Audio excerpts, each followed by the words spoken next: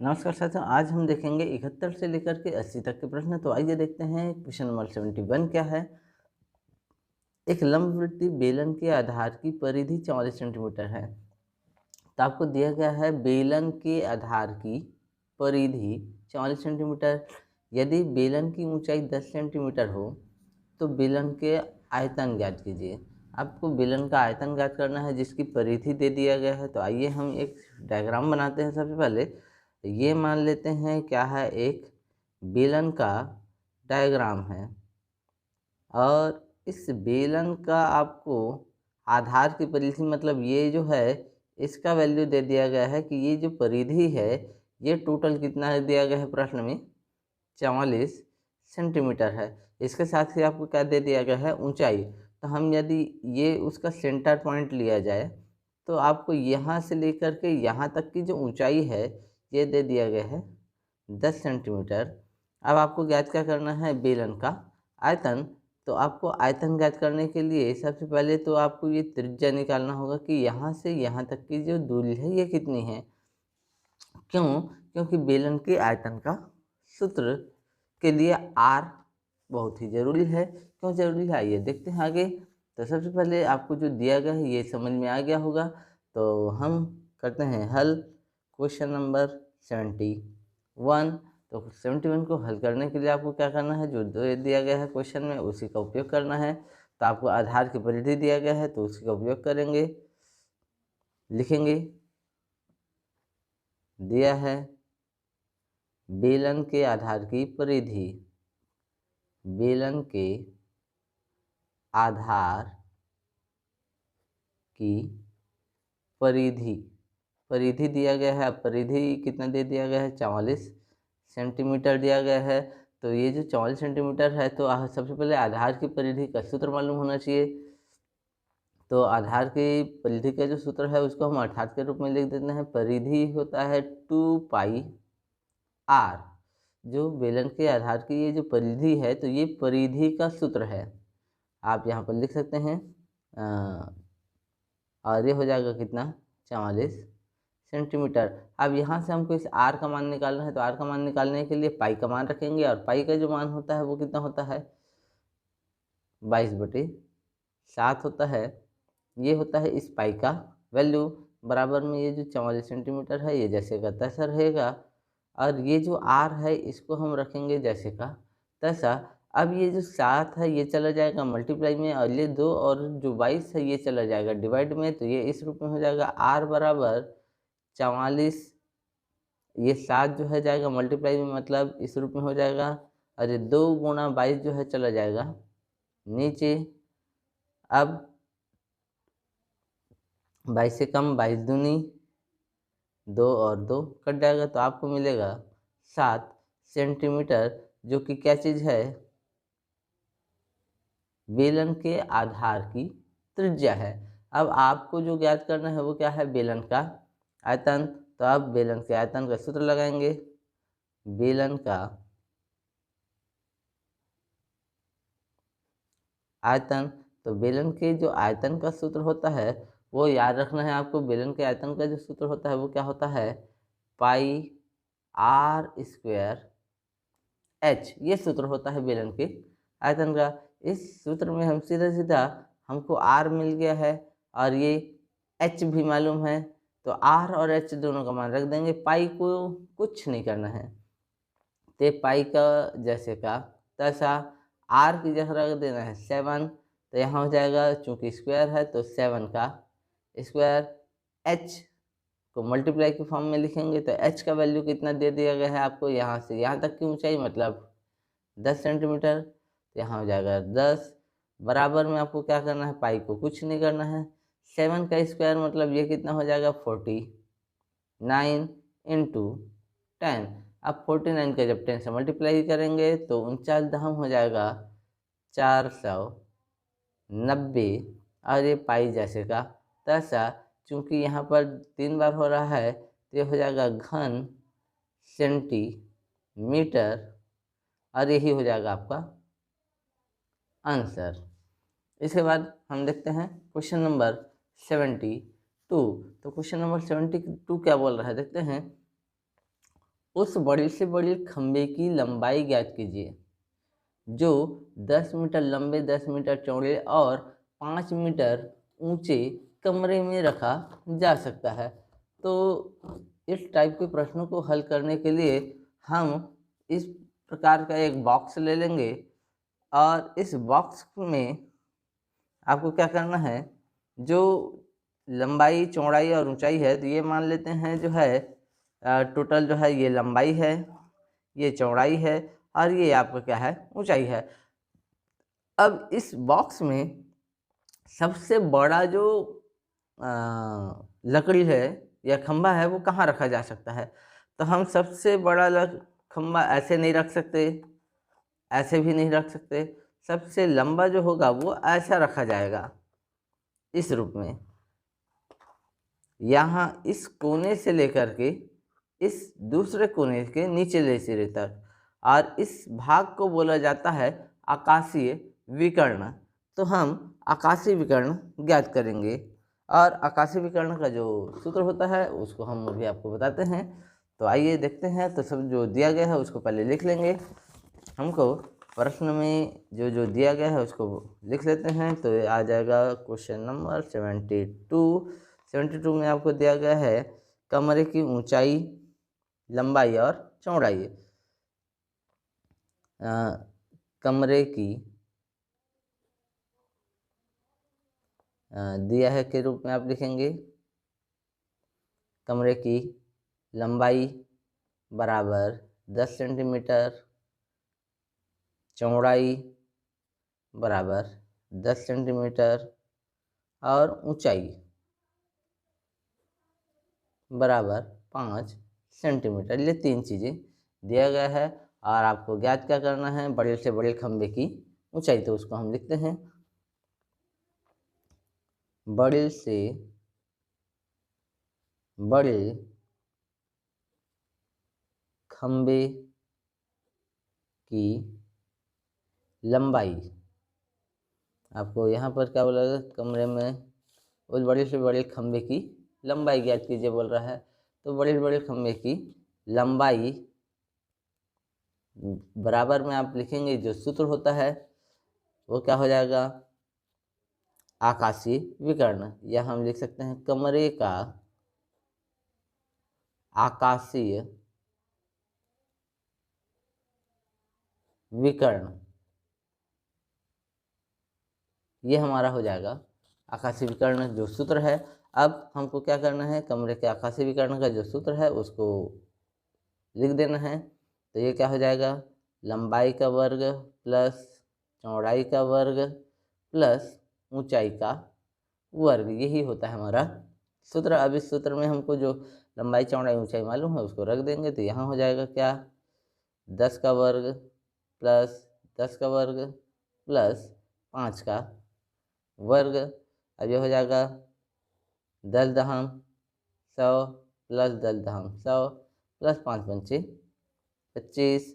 अब ये हो जाएगा कितना, 100 100 200 और ये 25 तो 225 और 225 का जो वर्गमूल होगा वो कितना होगा, 15 होगा। तो यही 15 मीटर हो जाएगा हमारा आंसर क्वेश्चन नंबर 72 का। इसके बाद हम देखते हैं क्वेश्चन नंबर 73। तो क्वेश्चन नंबर 73 क्या बोल रहा है, 14 सेंटीमीटर ऊंचाई वाले बेलन के वक्रपृष्ठ का क्षेत्रफल 88 वर्ग सेंटीमीटर है। बेलन के आधार का व्यास ज्ञात कीजिए। अब आपको बेलन का व्यास ज्ञात करना है। तो देखते हैं क्वेश्चन नंबर 73। तो यदि ये आपका, हम फिर से बेलन एक बना दें, तो ये मान लेते हैं बेलन है। अब इस बेलन का हमको क्या दिया गया है, वक्रपृष्ठ का क्षेत्रफल, मतलब ये जो घुमावदार भाग है, इस घुमावदार भाग का आपको वैल्यू दिया गया है कितना, 88 दे दिया गया है वर्ग सेंटीमीटर। और आपको साथ ही साथ क्या दिया गया है, हाँ बस 14 सेंटीमीटर ऊंचाई, यहाँ से यहाँ तक की जो ऊंचाई है ये दे दिया गया है कितना, 14 सेंटीमीटर। तो अब इसको हल करना एकदम आसान है। क्या ज्ञात करना है आपको, आधार का व्यास, मतलब यहाँ से लेकर के यहाँ तक की जो दूरी है वो ज्ञात करना, चाहे नीचे लें या ऊपर, दोनों सेम ही होगा। तो जो दिया है उसको लिखेंगे। दिया है बेलन का वक्रपृष्ठ, तो बेलन का वक्रपृष्ठ बराबर कितना है 88 वर्ग सेंटीमीटर, ये दिया गया है। और वक्रपृष्ठ का जो सूत्र है वो रख देंगे। तो बेलन के वक्रपृष्ठ का जो सूत्र होता है वो तो है 2πr/h, ये सूत्र होता है। तो यहाँ हो जाएगा ये बराबर में 88। अब देखो r हमको ज्ञात करना है और h उसकी जो ऊंचाई है उसको भी लिख सकते हैं, तथा ऊंचाई h बराबर दे दिया गया है कितना 14 सेंटीमीटर। ये लिखने के बाद ये सूत्र हो जाएगा 2πr/h, जो कि क्या है बेलन के वक्रपृष्ठ का सूत्र है। तो यहाँ पर वैल्यू रख देंगे, तो 2 जैसे का तैसा, पाई की जगह रख देंगे 22/7।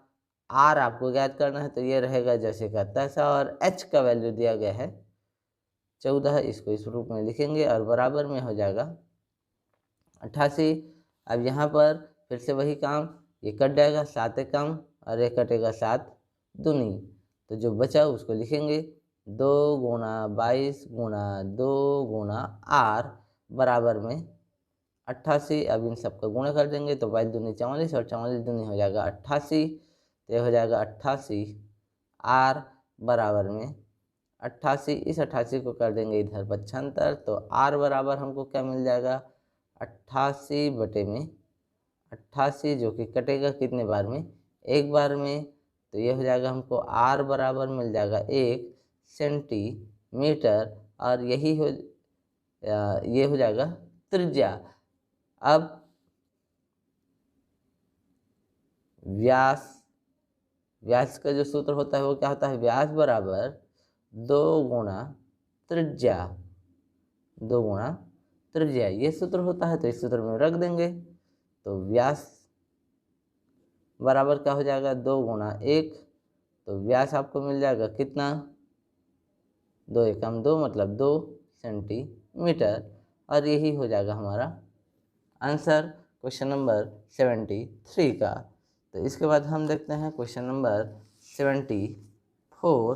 तो क्वेश्चन नंबर 74 क्या बोल रहा है, एक बेलन का आयतन 3080 घन सेंटीमीटर और ऊंचाई 20 सेंटीमीटर है। तो जो जो दिया गया है उसको लिख देते हैं। तो आपको दिया क्या गया है 74 में बेलन का आयतन दिया गया है, 74 में बेलन का आयतन, जो कि सूत्र होता है क्या πr² बराबर 3080, ये दे दिया है। और ऊंचाई तथा ऊंचाई h बराबर कितना दे दिया गया है 20 सेंटीमीटर, ये आपका हो जाएगा घन सेंटीमीटर में। अब आपको क्या चाहिए इसकी सहायता से, बेलन की त्रिज्या। तो यहाँ ये जो r है यही बेलन की त्रिज्या है, तो हमको h का मान बस यहाँ रख देना है, और पाई का जैसे का तैसा रखेंगे, पाई का वैल्यू 22/7 के रूप में। तो यहाँ पर अब बेलन का आयतन का जो सूत्र होता है वो रख देंगे πr²h, आयतन का वैल्यू है यहाँ हो जाएगा 3080, बराबर में यहाँ पर पाई का वैल्यू रख देंगे 22/7। r आपको ज्ञात करना है तो ये रहेगा जैसे का तैसा, और h की जगह रख देंगे 20। अब ये 7 जाएगा गुणा में और ये दोनों चले जाएगा भाग में, तो ये हो जाएगा 3080 गुणा 7 और बटे में 22 गुणा 20। तो यहाँ पर ये 0 और 0 कट जाएगा, 2 एकम, ये भी 2 एकम, बचा 1, ये हो जाएगा 10, 2 पंचे और ये हो जाएगा 2 चौक। तो आपको क्या मिला 154 गुणा 7 बटे में 22। इस 22 से भी हम काट देंगे, 22 एकम 22 और 22 सत्ते 154। तो यहाँ बचा 7 गुणा 7 और इधर आपका क्या बचा आर स्क्वायर। तो आर स्क्वायर बराबर आपको क्या मिला 7 इंटू 7 बराबर आर स्क्वायर। यहाँ से यदि हमको आर का मान ज्ञात करना है तो या इस करके लिख सकते हैं आर बराबर हो जाएगा 7 सेंटीमीटर। ये हमको मिल जाएगा बेलन की त्रिज्या, जो कि हमको यहाँ पर प्रश्न में बोला गया था। बेलन की क्या ज्ञात करना था हमको, बेलन की त्रिज्या ज्ञात करना था। ये हो गया। इसके बाद हम देखते हैं क्वेश्चन नंबर 75। तो क्वेश्चन नंबर 75 में हमको क्या दिया गया है उसको लिखते जाते हैं। बेलन के वक्रपृष्ठ का क्षेत्रफल फिर से दिया गया है। बेलन के वक्रपृष्ठ का क्षेत्रफल।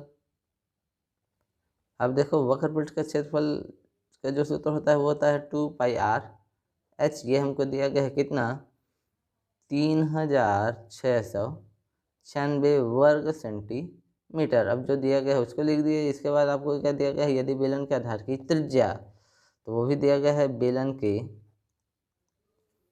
आधार की त्रिज्या। अब आधार की त्रिज्या को हम r से प्रदर्शित करेंगे तो ये हमको दिया गया है कितना 14 सेंटीमीटर।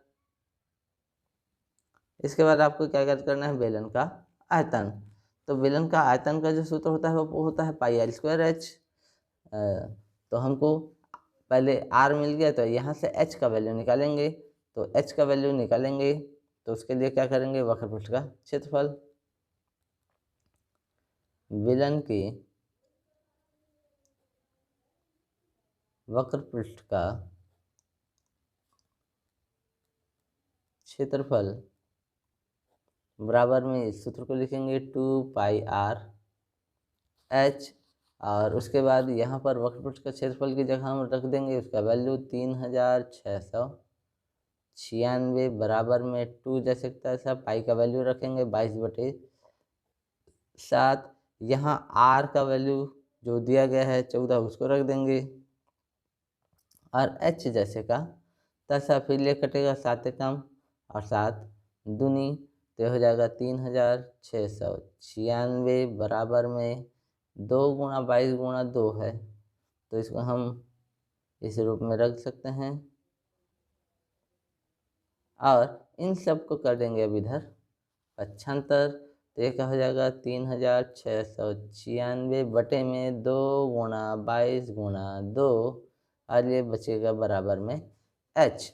अब यहाँ से कुछ जो कटेगा उसको काट देंगे, तो 2 से काटेंगे तो ये 2 एकम, यहाँ बचेगा 1, ये हो जाएगा 16, तो 2 अट्ठे, फिर 1 कटेगा 2 चौक 8 और फिर यहाँ से 1 बचेगा तो ये हो जाएगा 2 अट्ठे, फिर इस 2 से काट सकते हैं तो 2 नवा, फिर ये कटेगा 2 दूनी और फिर ये कटेगा 2 चौक। अब इसके बाद इस 22 से पूरा पूरा काटेंगे तो 22 से कम 22 और 22 चौक हो जाएगा 88, बचेगा यहाँ कितना 88 के बाद 4, तो ये हो जाएगा कितना 44, तो 22 दूनी हो जाएगा 44। तो h का वैल्यू जो ऊंचाई है वो मिल जाएगा, तो h बराबर कितना मिल जाएगा 42 सेंटीमीटर। लेकिन हमको ऊंचाई नहीं चाहिए, हमको क्या चाहिए बेलन का आयतन। तो अब सूत्र लगाएंगे। अब बेलन का आयतन, तो बेलन का जो आयतन का सूत्र होता है वो क्या होता है πr²h। यहाँ पर वैल्यू रख देंगे, तो पाई का वैल्यू यहाँ रखने की जरूरत नहीं है, ये रहेगा जैसे का तैसा। आर का वैल्यू जो है हमको दिया गया है प्रश्न में, आर का वैल्यू प्रश्न में हमको कितना मिला है 14 सेंटीमीटर, तो उसको रख देंगे यहाँ पर 14 का वर्ग और h अभी हमने निकाला 42, तो यहाँ पर अब पाई जैसे का तैसा और 14 का वर्ग होता है 196 गुणा में 42। अब इन दोनों का हम कर देंगे गुणा, तो 42 का टेबल 196 बार आप पढ़ेंगे तो आपको मिलेगा आंसर 8232 और ये जो पाई है ये रहेगा जैसे का तैसा चूँकि ये आयतन है तो ये हो जाएगा घन सेंटीमीटर, और यही हो जाएगा हमारा क्वेश्चन नंबर 75 का आंसर। अब हम देखते हैं क्वेश्चन नंबर 76। तो देखेंगे कि जो क्वेश्चन नंबर 76 है वो क्या कर रहा है, एक शंकु का व्यास। अब शंकु पहले हम इस प्रकार से क्या बना लेते हैं, एक शंकु बना लेते हैं, तो ये आकृति हो जाएगा शंकु का। तो हमको क्या दिया गया है, शंकु का व्यास 12 सेंटीमीटर है, मतलब यहाँ से लेकर के यहाँ तक की जो दूरी है ये है आपका 12 सेंटीमीटर, और उसकी ऊंचाई जो है 8 सेंटीमीटर है। तो यहाँ से लेकर के यहाँ तक की जो ऊंचाई है ये आपको दे दिया है 8 सेंटीमीटर। अब आपको क्या चाहिए, शंकु का वक्रपृष्ठ ज्ञात करना है। तो शंकु के वक्रपृष्ठ का सूत्र आपको मालूम हो चाहिए। उसके लिए जो दिया गया है उसको लिखेंगे। क्या दिया गया है, शंकु की ऊंचाई h बराबर दे दिया है 8 सेंटीमीटर, साथ ही आपको क्या दिया है, तथा शंकु का व्यास दिया गया है d बराबर में कितना है, 12 सेंटीमीटर। अब व्यास से हम निकालेंगे त्रिज्या, तो लिख देंगे तब त्रिज्या r बराबर क्या होता है, व्यास बटे में 2, ये सूत्र होता है त्रिज्या के लिए। तो यहाँ पर r का वैल्यू निकाल देंगे, व्यास का वैल्यू रख देंगे 12/2, तो त्रिज्या मिल जाएगा कितना, 6 सेंटीमीटर। 2 एकम और 2 छक्के, तो हमको त्रिज्या मिल जाएगा। अब आपको क्या चाहिए, शंकु का वक्रपृष्ठ। तो शंकु के वक्रपृष्ठ का सूत्र मालूम होना चाहिए इसके लिए, तो आप लिखेंगे अब शंकु का वक्रपृष्ठ। तो शंकु के वक्रपृष्ठ का जो सूत्र होता है वो होता है पाई आर एल। अब यहाँ पर r का मान अभी हमको मिला, l चाहिए, तो इसके लिए जो सूत्र है उसका भी हम यूज करेंगे। तो ये पाई जैसे का ऐसा रखते हैं, r का वैल्यू रख देते हैं यहाँ 6, और ये l का जो वैल्यू होता है उसका जो सूत्र होता है, l का सूत्र होता है h² माइनस l स्क्वायर। ये h² प्लस r² होता है। अब इस सूत्र में आपको साथ ही साथ वैल्यू रख देना है, तो पाई जा सकता है सा, 6 भी जा सकता है सा, और यहाँ h की जगह जो ऊंचाई दिया गया है उसको रख देंगे 8, तो ये हो जाएगा यहाँ पर 8 का वर्ग प्लस r की जगह जो उसका सूत्र है वैल्यू 6 उसको रख देंगे, तो ये 6 का वर्ग हो जाएगा। फिर पाई जा सकता सा, 6 जा सकता सा, ये हो जाएगा 8 का वर्ग हो जाएगा 64 प्लस 6 का वर्ग हो जाएगा 36। 36 और 64 को जोड़ेंगे तो ये पाई 6 जैसे का तैसा, ये दोनों को जोड़ने पर ये क्या हो जाएगा, पाई 6 और ये हो जाएगा 100। 36 और 64 100, और 100 का वर्गमूल होता है 10, तो ये हो जाएगा 10। इन दोनों का कर देंगे गुणा, तो 10 छक्के हो जाएगा 60, तो हमको मिल जाएगा 60 पाई, और ये हो जाएगा हमारा सेंटीमीटर में 60 पाई सेंटीमीटर स्क्वायर। यही हो जाएगा हमारा शंकु के वक्रपृष्ठ का सूत्र का आंसर। इसके बाद हम देखते हैं क्वेश्चन नंबर 77। तो क्वेश्चन नंबर 77 क्या बोल रहा है, 14 सेंटीमीटर व्यास वाले अर्धगोले का संपूर्ण पृष्ठीय क्षेत्रफल ज्ञात कीजिए। तो यहाँ पर 14 सेंटीमीटर व्यास दे दिया गया है, तो हम उसको लिख लेंगे। क्वेश्चन नंबर 77 का जो आंसर है जो दिया गया है, क्या दिया है, अर्धगोले का व्यास यहाँ पर लिखा है 14 सेंटीमीटर व्यास वाले अर्धगोले। तो गोले का जो व्यास है या अर्धगोले का व्यास दिया है 14 सेंटीमीटर, उसको लिखेंगे अर्धगोले का व्यास। अर्धगोले का जो व्यास दिया गया है जिसको हम डी से प्रदर्शित करते हैं वो कितना दिया गया है 14 सेंटीमीटर। तब गोले की त्रिज्या, तो गोले की हम त्रिज्या निकालेंगे। आर बराबर क्या हो जाता है डी बाई 2। आर बराबर डी की जगह रख देंगे 14/2। आर का वैल्यू मिल जाएगा 2 एकम और 2 सत्ते मतलब 7 सेंटीमीटर। ये हो जाएगा क्या अर्धगोले की त्रिज्या। अब हमको प्रश्न में ज्ञात क्या करना है, तो हमको प्रश्न में क्या बोला जा रहा है अर्धगोले का संपूर्ण पृष्ठीय क्षेत्रफल, तो उसका सूत्र मालूम होना चाहिए। तो लिखेंगे अब अर्धगोले का संपूर्ण पृष्ठीय क्षेत्रफल।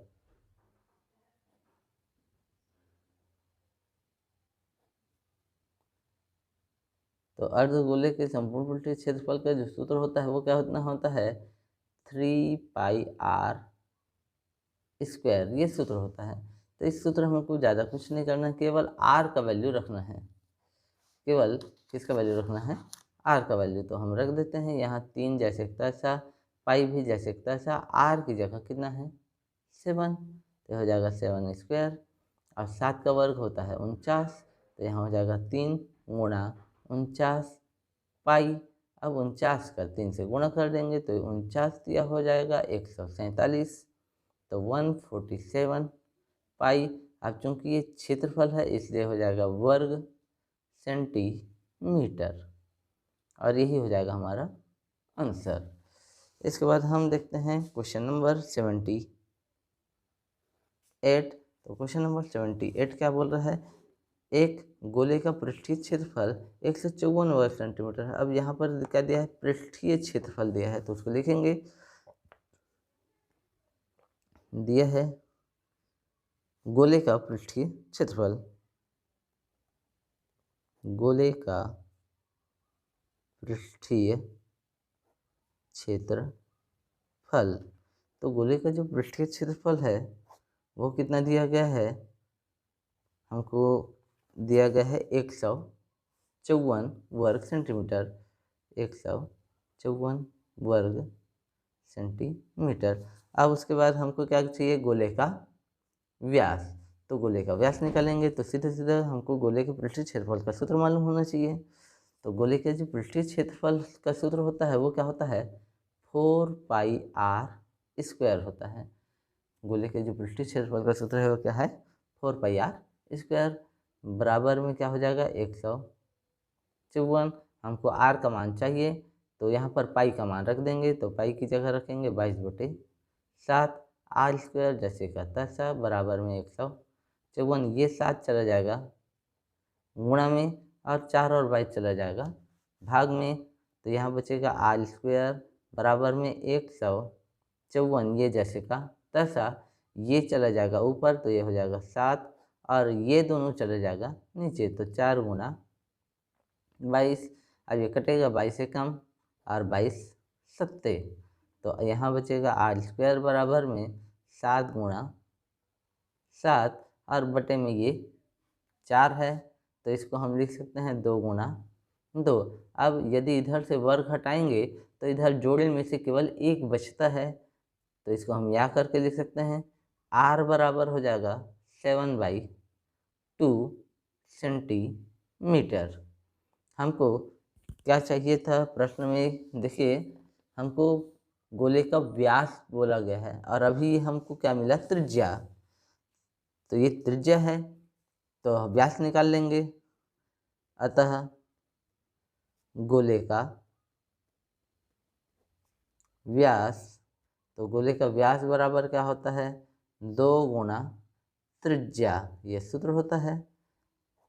तो व्यास हम निकाल सकते हैं, व्यास को हम डी से प्रदर्शित करते हैं, तो डी बराबर डायमीटर 2 गुणा में आर। अब आर का वैल्यू रख देंगे, तो डी बराबर क्या हो जाएगा 2 गुणा आर की जगह 7/2, तो यहाँ से ये 2 और ये 2 कट जाएगा, तो डी बराबर आपको क्या मिलेगा 7 सेंटीमीटर, जो कि क्या है गोले का व्यास है। इसके बाद हम आते हैं क्वेश्चन नंबर 79 में। तो 79 नंबर का क्वेश्चन क्या बोल रहा है, 21 सेंटीमीटर त्रिज्या के 64 गोलियों को पिघलाकर एक बड़ा गोला बनाया गया है। तो ये 21 सेंटीमीटर क्या है, त्रिज्या दिया गया है छोटे गोले की त्रिज्या। तो इसको लिखेंगे छोटे गोले की त्रिज्या r बराबर 21 सेंटीमीटर। इसके बाद इसको पिघलाकर क्या बनाया जा रहा है, बड़ा गोला बनाया जा रहा है। जब छोटे छोटे को मिलाकर के बड़ा बनाएंगे तो जो बड़ा होगा उसका आयतन अधिक होगा छोटे गोले की अपेक्षा।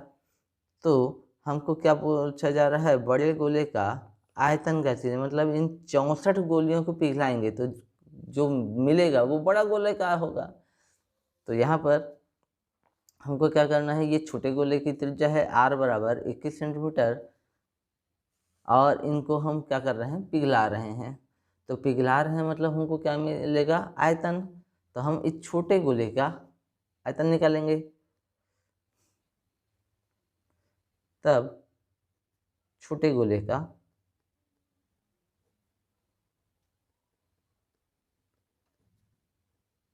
आयतन, आयतन का जो सूत्र होता है वो होता है क्या, 4/3 पाई r क्यूब।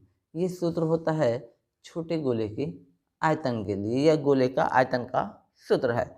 अब यहाँ पर हमको क्या करना है, मान रख देना है। तो 4/3 जैसे का तैसा, पाई की जगह आप मान रख सकते हैं 22/7, या नहीं भी रखेंगे तब भी चलेगा, गुणा में r। r जो है वो है 21, तो यहाँ रख देंगे 21। अब यहाँ क्यूब है तो इसका 3 घात हो जाएगा। अब ये 21 जितने घात लगा है उतने बार हो जाएगा, तो 4/3 इंटू 22/7 जैसे करता है। और इसको हम 3 बार लिख सकते हैं, 21 गुणा 21 गुणा 21। तो 7 एकम 7 दिया, ये 3 और ये 3 कट जाएगा और बाकी सबका हो जाएगा मल्टीप्लाई। तो ये हो जाएगा 22 गुणा 4। तो 22 गुणा 4 मतलब कितना हो जाता है, 22 चौक 88। और 21 गुणा 21 मतलब ये हो जाएगा 441। 21 21 हम 441 होता है। आप चाहे चेक करें, 21 एकम 21 की 1 हासिल आ जाएगा 2, 21 दूनी 42, 42 और 2 हो जाएगा 44। अब इसका फिर इससे क्या करना है, गुणा करना है। तो अब 88 एकम 88 की 8 हासिल आ जाएगा 8, 88 दूनी हो जाता है 176, और 176 दूनी आप कर सकते हैं 352 हो जाएगा। और 352 की हम क्या लिखेंगे, 352 और ये 8 हो जाएगा 360। 360 का लिखेंगे 0, हासिल बचेगा 36। फिर 88 चौक हो जाएगा 352। तो 352 को आप इससे क्या कर देंगे, जोड़ देंगे। तो 6 और 2 8, 5 और 3 8 और 3, तो ये हो जाएगा 388। तो ये एक छोटे गोले का आयतन है, वो आया जाएगा घन सेंटीमीटर में। अब आपको क्या चाहिए, ऐसे ऐसे 64 गोलों को पिघलाना है, ऐसे ऐसे 64 गोलों को पिघला करके एक बड़ा गोला बनाना है। तो हम यहाँ पर बड़े गोले का आयतन, बड़े गोले का आयतन बराबर होगा किसके, 64 गुणा छोटे गोले के आयतन के। इस प्रकार से हम इसको लिख सकते हैं।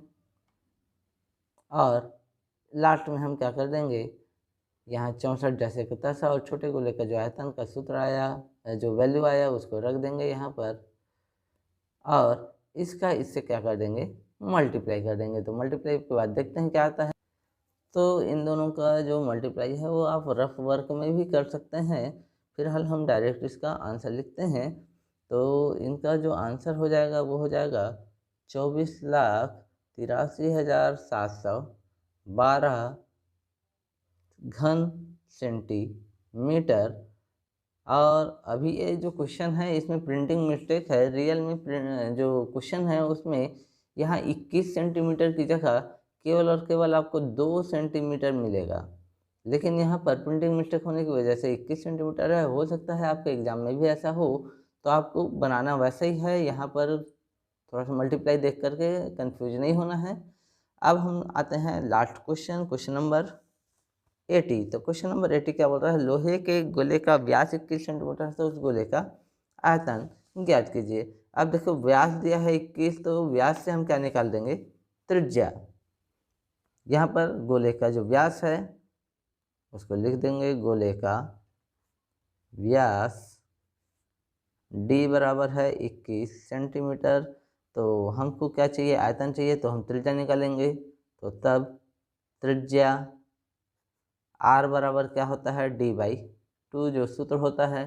तो d की जगह आपको 21 रख देना है। तो r बराबर क्या होगा, 21/2 सेंटीमीटर। अब हमको क्या करना है, सीधा सीधा गोले के आयतन का सूत्र लिख लेना है। तो अब गोले का आयतन, तो गोले के जो आयतन का सूत्र होता है वो क्या होता है, 4/3 पाई r क्यूब होता है। यहाँ पर वैल्यू रख देंगे तो 4/3 जा सकता है साहब, पाई की जगह हम रख देंगे 22/7, या पाई को आप पाई के रूप में ही रख सकते हो, कोई दिक्कत नहीं है, हम पाई ही रहने देते हैं। ये हो जाएगा 4/3 पाई, और r का वैल्यू कितना है, 21/2 सेंटीमीटर है। अब चूंकि यहाँ क्यूब है तो ये हो जाएगा क्यूब में। अब यहाँ पर क्या कर देंगे, 4/3 पाई जा सकता था, अब ये 3 बार हो जाएगा, तो 21/2 गुणा 21/2 गुणा 21/2 हो जाएगा। 2 एकम 2 दूनी 2 एकम और 2 दूनी में ये कट जाएगा, 3 एकम और 3 सत्ते ये कटेगा। अब जो बचा उसको लिख देंगे। तो क्या बच गया, यहाँ 21 हमने अभी देखा 441 होता है, और गुणा में क्या बचा, यहाँ केवल 7 और नीचे केवल क्या बचा, 2 बच गया। अब इसका हम गुणा कर देंगे, तो 7 एकम 7, 7 चौक 28 की 8 हासिल 2, 7 चौक 28 और 2 30/2।